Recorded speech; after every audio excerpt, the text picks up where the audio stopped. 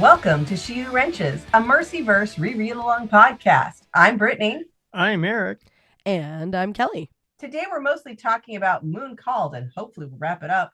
But everything through Blind Date with a Werewolf is fair game, including fair game. Spoiler howl. Ow. Ow. And now it's time for Recap Guy.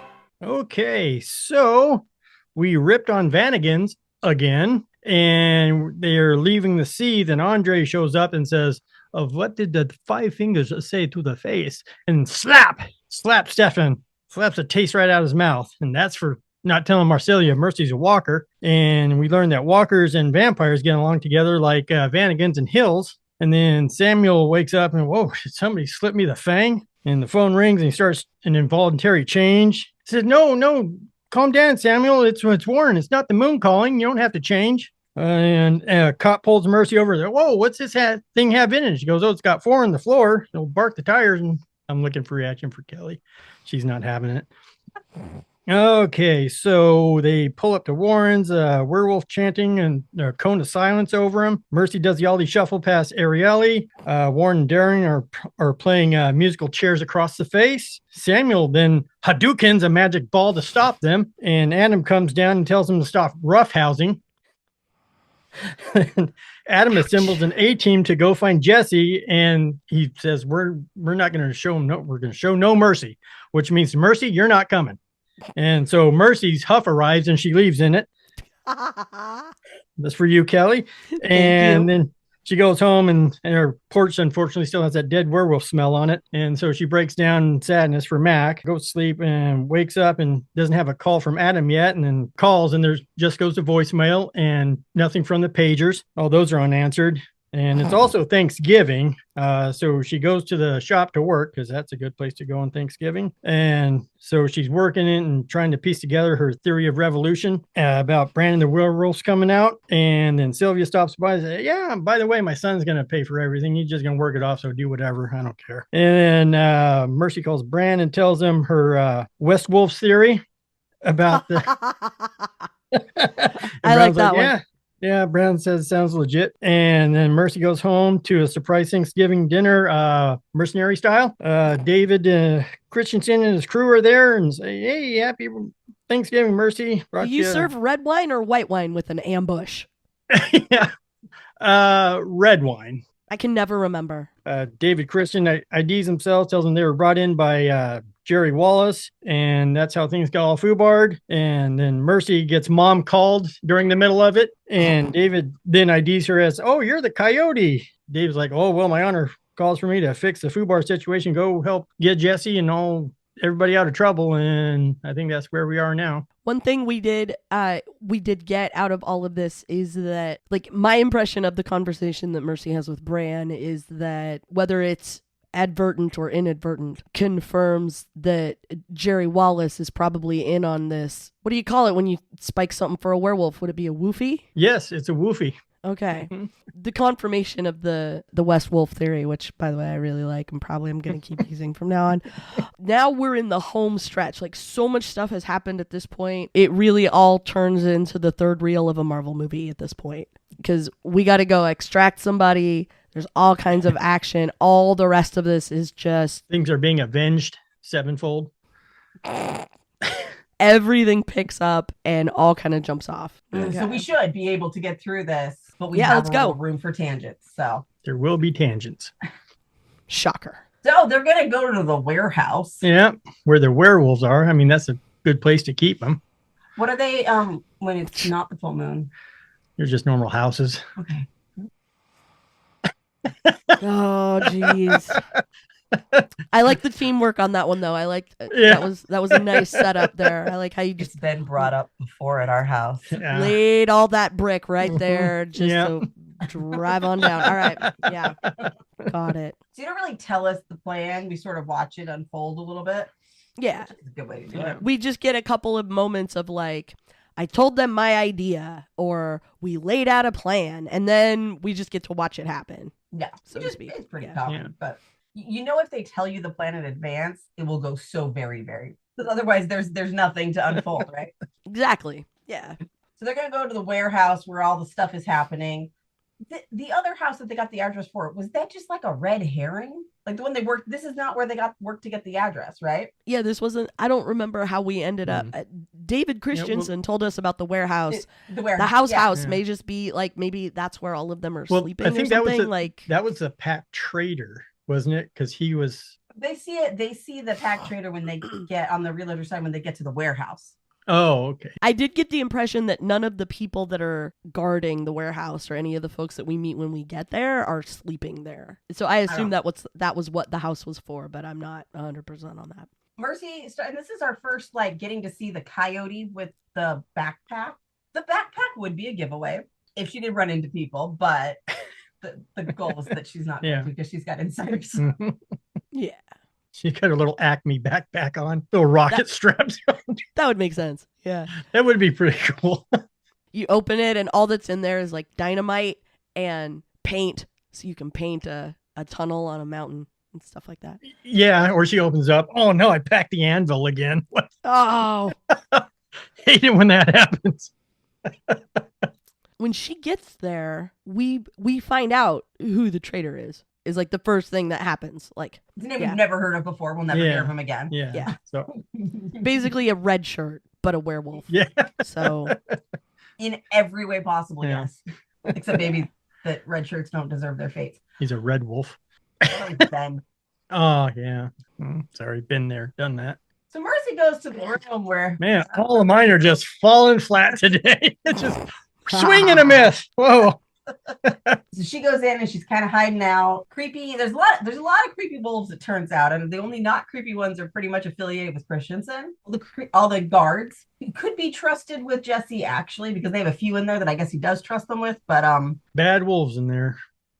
yeah, he doesn't even know that reference. Do you? Probably not.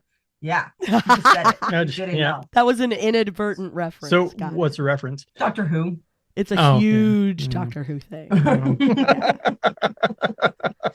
There's a creepy guard. Jesse's worse for wear afterwards. Yeah. A it's little like bit, yeah. Her face is bruised and And then he's calling her by the nickname that Adam sometimes uses Yeah. for her, which is really creepy. Which is So, worse. Yeah. Yeah. Whole thing real creepy. Mercy's like, okay, I'm gonna check you guys out. I'm gonna see what I can do. Yeah, and Adam's just drugged out of his mind. So, Yeah. Because they keep Silver and picking him up yeah. over constantly because that's part of the plan. I gotta say, this big plan, by the time we get to the end and it's all explained and we find out what all is going on, like, it wasn't even a half-assed plan. Like, I think it would be generous to call it a quarter-assed plan. yeah. It was vampire-esque in its convolution. It's like a family circus cartoon of a plan. Like, Yeah. little, long, windy, weird, hoppy path around. Yeah. Mhm. Yeah.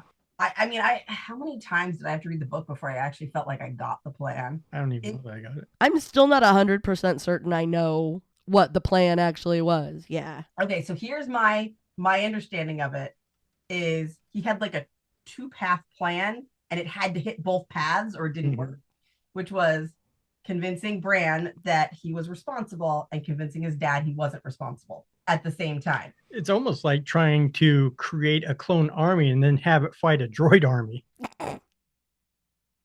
It's an insidious plan. Oh. Ow. Ow, that hurt. Ow. Yeah.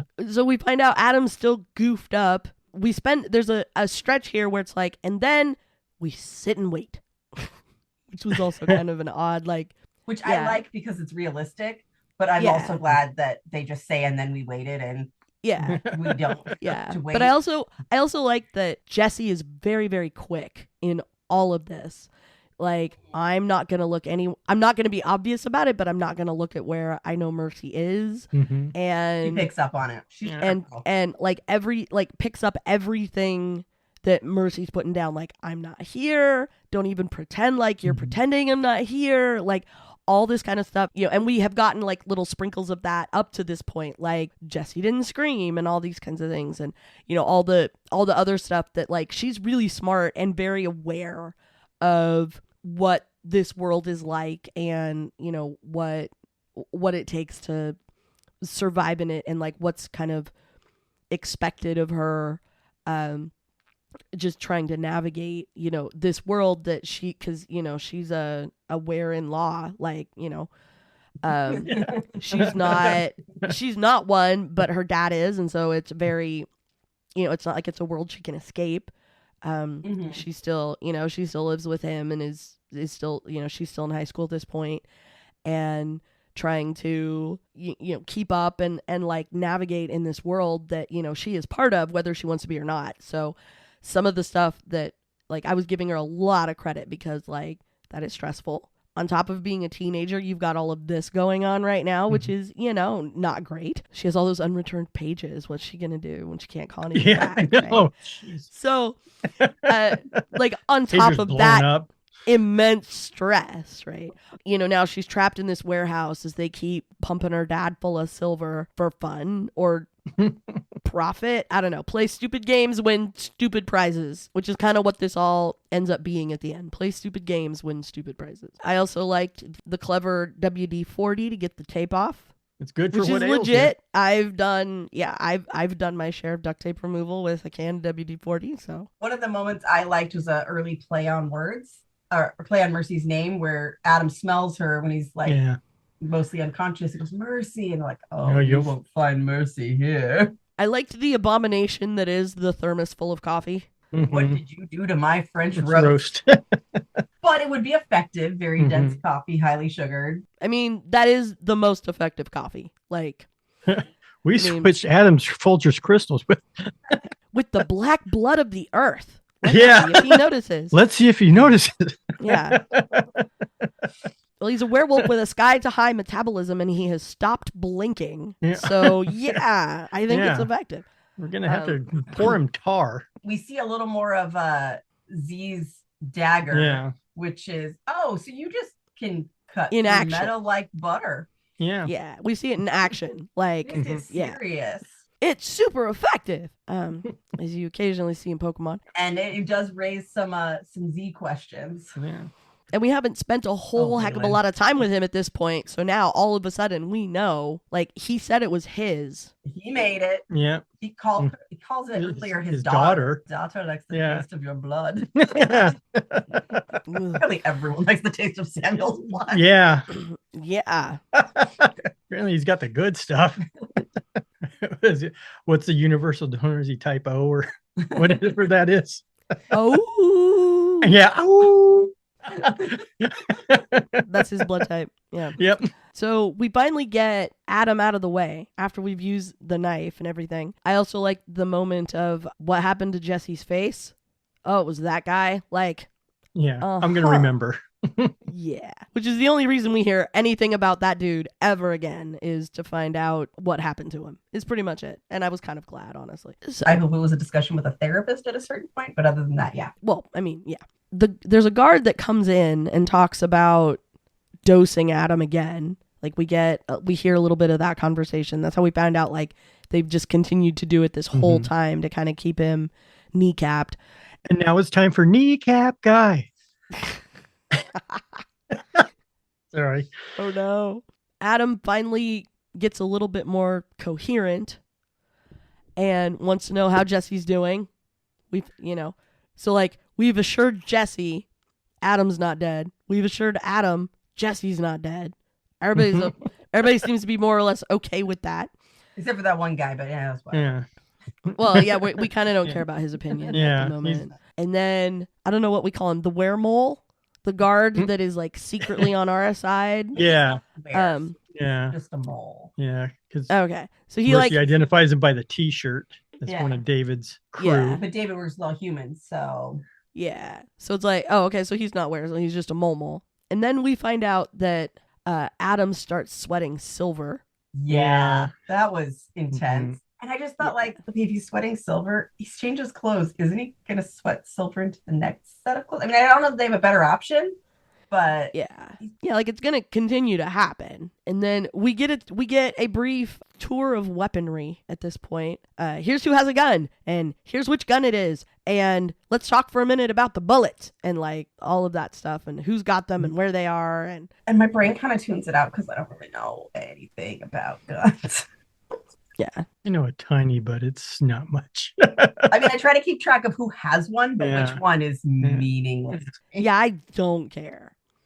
And we get into that later too. Like, I didn't bring this gun. I brought this other gun instead. And I'm like, I can't be too mad at it because I do believe that somebody who has grown up using them a bunch would mention the difference. Like, yeah. it is Yeah. character. It's just not something I can follow. Yeah. But when we talk about like the other ones, like we talk about at one point the one that was Mercy's foster father's gun. Yeah. And we talk about like some of the weird ones in the safe or whatever. And when we get some of the more like random or ancient weaponry and we get a little description of it, like, okay, that's cool. Like now I get why you're pointing out to me what's happening, but otherwise, as soon as we get into the tour of weapons, it's just like all I'm looking for is how big a bang bang are you? Are you itty bitty bang bang? Are you great big bang bang? Okay. Yeah. That's all I want to know. Are you loaded for werewolf? I mean, you have silver. Yeah. Like, yeah. Everyone Like there otherwise, Yeah. otherwise I mostly don't care because I'm not going to see that and be like, well, actually, that gun wouldn't fit in your pocket, blah, blah, blah. Like, I will never, ever know. Someone does. I am not that person. You know, like in a video game where you just like they slide their hand behind their back and then they have a different gun. And bam, gun. Yeah. That's go ahead, stick it behind your back. For all I know, it's just in your bag of holding and it's fine. As far as I'm concerned, like that's exactly how these work. Is just you have it with you somewhere. Yeah, you know. All I ever care about is if somebody puts something in a pocket is what pants are those? Because if you can fit that in your pocket, they're better than the ones that I have. Thanks. So, but they do run out of bullets, which is nice. Instead of the video game where it's just, no, I just keep shooting and hey. Yeah. We deal out all the weaponry. We have that whole setup. So this is when it all jumps off because now some dude rolls in. He wasn't supposed to be there. Oh crap. Yep. What do we do? Yep. What we do is we drop him. Mercenary, don't hesitate. Yeah. 3 to the chest. Yeah. Next thing you know, we're putting the mercenary over here. We get the guy that we dropped out of the doorway. Now we know like the clock is ticking because somebody's going to figure out that he hit the deck or that he didn't come back or whatever it is, you know, like, yeah, we get through him and then we spring him. He does have the leave as many alive as possible instruction because meant telltale tales. That's even before the pirate game gets introduced. Oh my gosh, you're right. Yeah. we were just listening to that before we wanted to brush up on Mooncalled again. Yeah. Both the idea of Tad was introduced before, but both the werewolf, the pirate game, and Tad's like on-screen appearance both start in Frostburned. Before that, we have like a, you know, if this was shot on TV in the 90s, he would have been like a voice on the phone because they hadn't hired the actor yet. Mm-hmm. Like a phone in the dark or whatever. We just see Mercy's end. Something like that, because they'd only ever talked on the phone. We are in the warehouse and we need to be out the warehouse. And we find out there's an olden truck and a thing that I have thought about occasionally, which is general capabilities as things continue to change and evolve. When Mercy's like, well, I don't know if any of these vehicles are going to be old enough for us to hotwire anything to get out of here, or if we're going to have to go find keys. Like, oh yeah.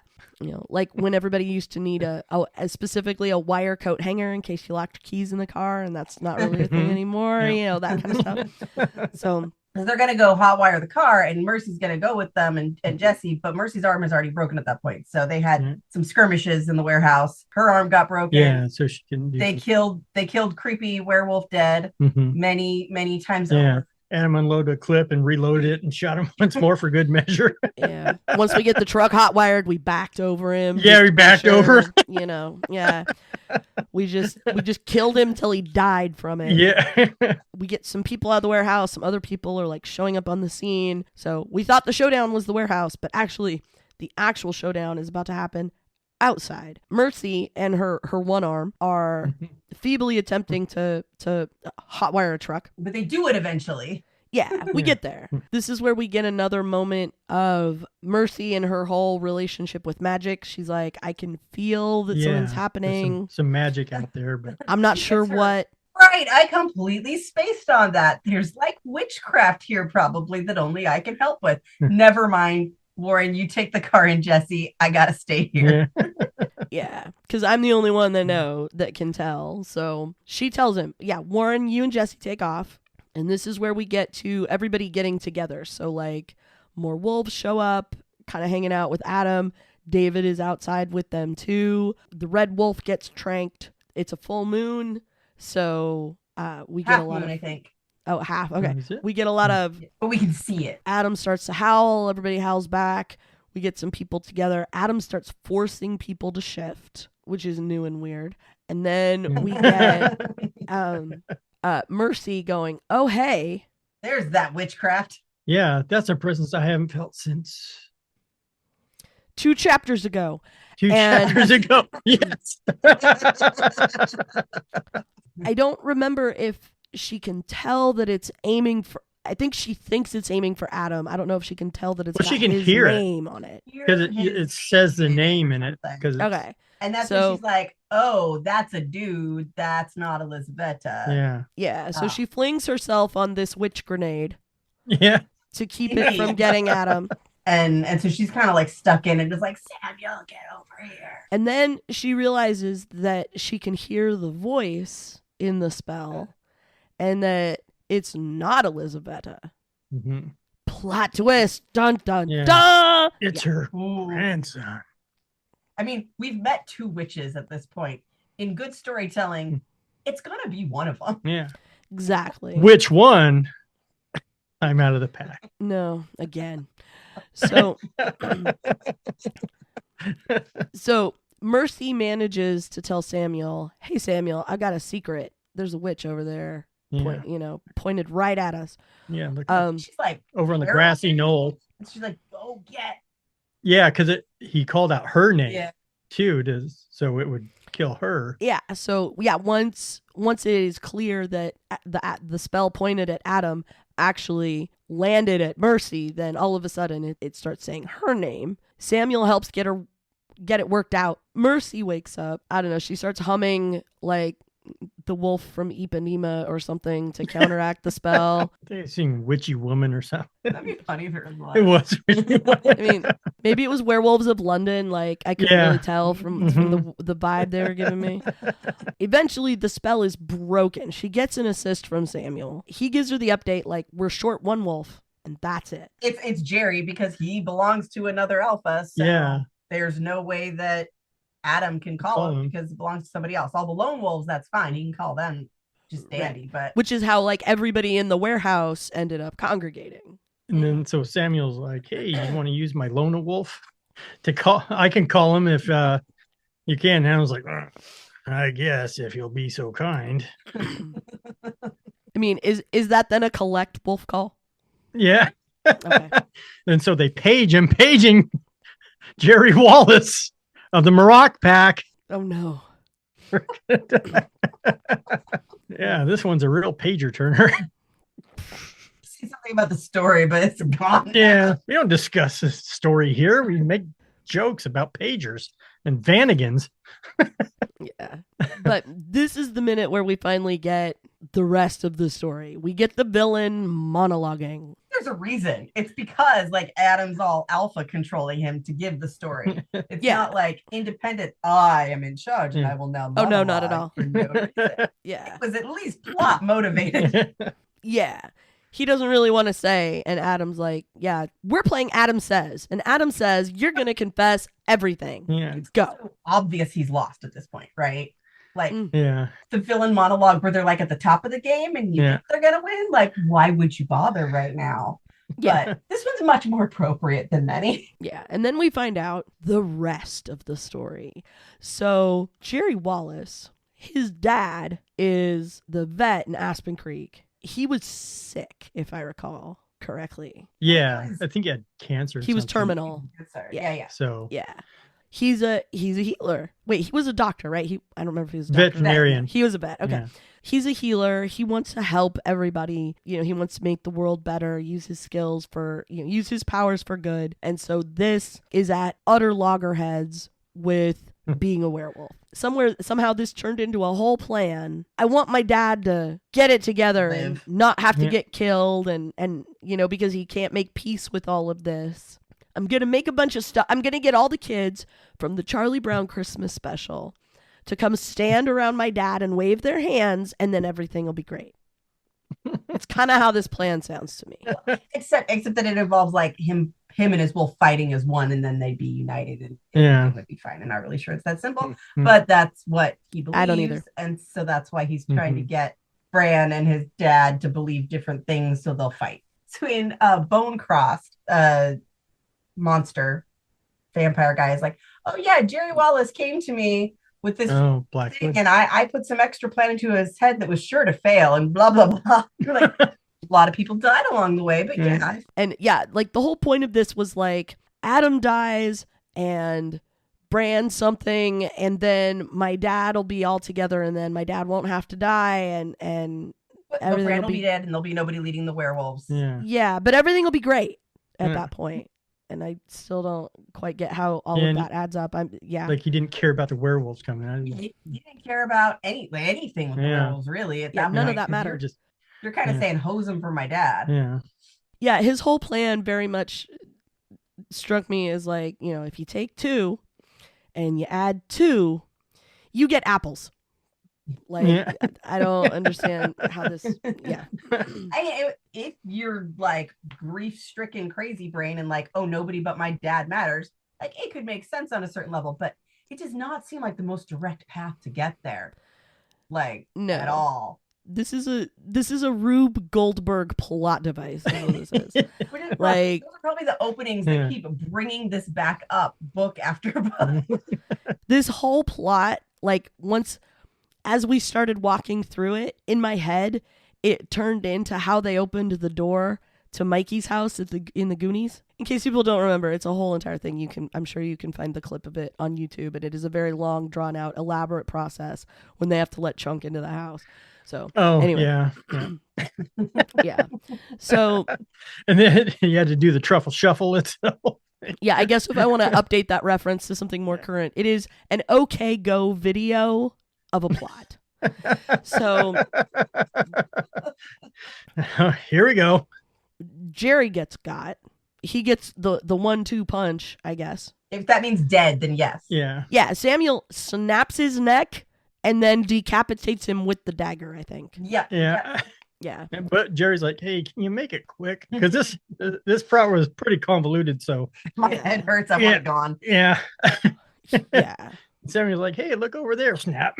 Then we get a little, I don't know, side quest. Let's wrap up the Doc Wallace story real quick here, and then we'll get back to the Mercy story. It almost feels like a deleted scene, and the thing I don't like about it, I'll tell you in a minute, but the deleted scene here, so to speak, is Bran and Doc Wallace as wolves go on a run, and they go to somewhere beautiful, and Carter Wallace looks out and, oh, everything's wonderful. This is such a beautiful scene. Like they're watching the sun set in the Montana wilderness or whatever.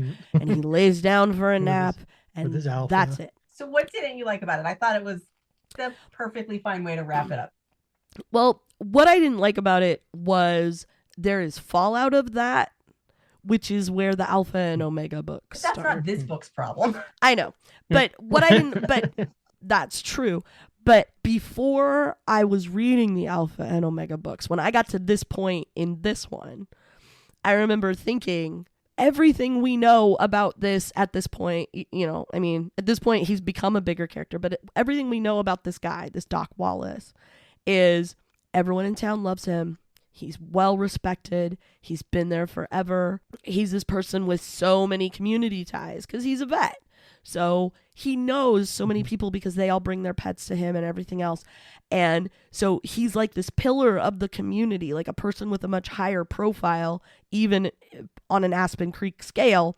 He's kind of a high profile fella. And I remember thinking, like, how is that his whole story? There has to be more to this. Like when people find out that he died, like people are gonna be sad. It's gonna be a whole thing. Like, are we ever gonna find out? Because that's just me going like, we know so much about this guy. I know he died, but that doesn't feel like the end of that story. Now I know why it doesn't. But at the time I was like, well, that doesn't seem fair. Like, it was a nice ending for him to get to lay down there and, you know, go on the nice run and find a beautiful place and lay down and be done. Style, like, right. Now that we know more about him. It didn't really bother me because we'd already seen like examples of this be how it is. Everyone in this town knows it. You can't control that wolf. You got to go. That's how it is. And yeah, sad, no question. Like it's not like it didn't make sense when we were at his funeral and people were mad in the Alpha and Omega, but but at the same time, like this was well set up. We've been seeing people grieve, and like, you know, Mercy isn't even going to be like, oh, did they die because they couldn't control their world afterwards, or did they die because they didn't make the change? Like, she doesn't ask those questions, but you know, it's one of them, and you don't necessarily know which one. Like, okay, this is a tangent, but it's a related one. It's talked about like how women don't tend to survive the change as well. But what I felt like was at least as plausible explanation for having fewer women werewolves is fewer women are going to make that choice. Fewer women are going to be like, oh, I have this odds of surviving. Yeah, let me go with it. Like, it made sense for Mercy's sister mother because, again, she was dying. You don't usually successfully make the change when you're dying, but like, she was going to die. Yeah, I could see lots of women not choosing that. So there's a large golf resort by some places that my parents own, and they do not have the same rate of women golfers that the much more casual one down the street does. Because they're like, oh, you mean they're very close in quality and one is a third of the price? Let me think real hard about which golf course I'm going to visit. Yeah. Whereas the men are like, oh, but this is the prestigious one. We're going to golf here. Like, it's a thing I'd already witnessed in real life. Like, sure, not with something life-threatening. That's not a cost I want to take on for the benefit I would get from it. Right. And you do tend to see along sex lines differences in those types of decision making. And I absolutely believe fewer women would try to be a werewolf given the stakes. Yeah, I think so too. Maybe they also make the change less often, but I would guess a lot fewer want to. Yeah. Well, especially if you go in informed. If you're not Anna and you're one of the people who made a conscious decision to try, and, you know, and like we hear later about the whole week that Bran spends talking everybody out of it, you know, if you go to Aspen Creek in October and this is the thing that you're doing, then a lot of women are, you know, when we find out, like, if you're not married, your rank is automatically at the bottom of the pack. Full stop. Just the life expectancy odd, I would guess that fewer women would make that. Yeah. But then, even once you find someone who does want to, then on top of that, oh, by the way, unless you are also married to a werewolf, you're at the end of the line for everything. Forever. Regardless of how dominant you actually are. Which is the real problem. And there are packs that make that exception that we see, but you get the impression it's the majority. And that also is like, so you know that stuff you've gotten used to in our modern world? Yeah, just forget about that. Those privileges. You're going back in time. Yeah. People ask me, so what other time period would you like to live in? I was like, before now? The answer is 0. Do I still have indoor plumbing? Then I would like to live in 0 previous times. Yeah. Things don't get better for my sex if you go back in time. Not even a little. No. So yes, once you consider those things, it also seems like a real bad idea.